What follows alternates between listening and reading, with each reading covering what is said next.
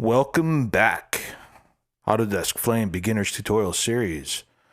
Got a whole series here. Let's just kind of do a little quick walkthrough. So we got this little scene here. We did a little GMask revealing of some stuff, a little drippy type of thing. We got a little transitions going on in, tracking everything to these elements. More GMask work, a little green screening, a zombie into the background and copying him in. So what we're going to do now is we are going to track a guy. We're going to cut a guy out with a GMask in action. Sorry, not action, but batch.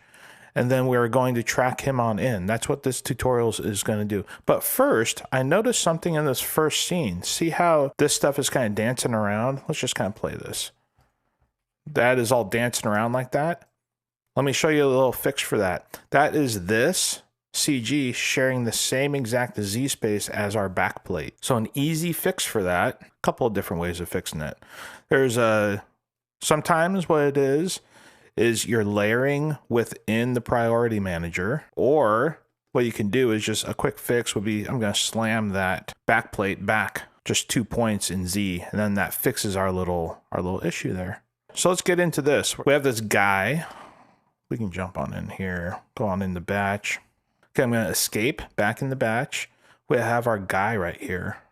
Our nice little businessman. He looks so sad, but he's on this background already. We're going to cut him on out utilizing a GMask in batch. So let's go to effects nodes, type G for GMask, drag that on in. We're going to connect him up. Let's take a look at this. This is one thing that was super confusing to me when I was starting off in Flame. Okay, so let's take a look at these inputs into the GMask.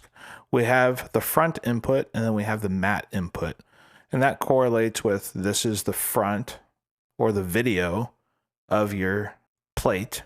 And then here is the matte of your plate. So we're going to connect those on up. The importance of this is so when you select this GMask, you can then toggle between the front and the matte inputs with the F1 and F3 keys. So if we do F1, is going to be showing us the video. F3 is going to be the matte of that video. So F1, we're going to have selected. Let's go ahead and create an input for our action and then connect that up. I'm holding down Option Shift to get an arm out. I'm going to connect that in. Then I let go of Option and then click on it again, and that cycles to the other input. Okay, so with GMask selected, I'm going to have F3 as the matte, F1 is the front input. I'm going to have the F1 selected. I'm going to click N for my draw shape tool, or you can go down here and just choose draw shape.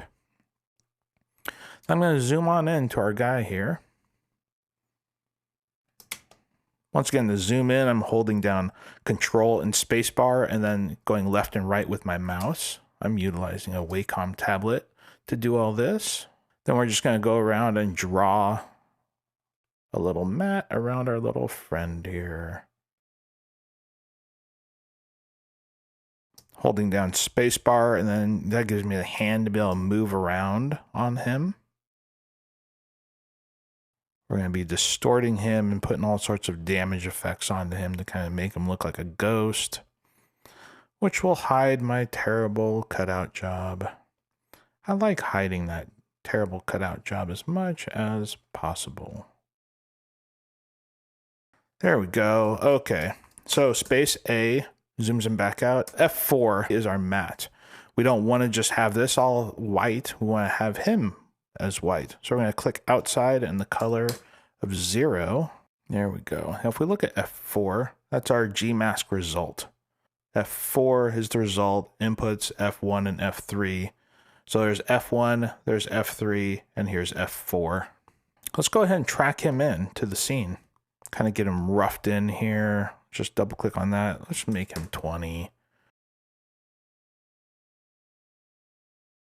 Boy, this is the total wrong way of doing it, but that's how we kind of fell into it. We're going to put him on back here. So he's going to be comped into that room in essence. So if we're kind of back here, he's going to be hidden by that door completely. Okay, so now let's do a little track. We have this tracker. tracking that key onto there, and that's tracked to these points on that little board. They're going to be a little different and stuff than the flooring. We're going to put them kind of leaning up against this wall back here, so we'll probably track on this point, and we'll need to do a size track, so maybe we'll track this point and that point. We'll see what that does for us. So to do that, let's go ahead and grab an axis. We're going to do another 2-point track. Let's title this Sad Tracker. Oh man, because this guy's just so sad.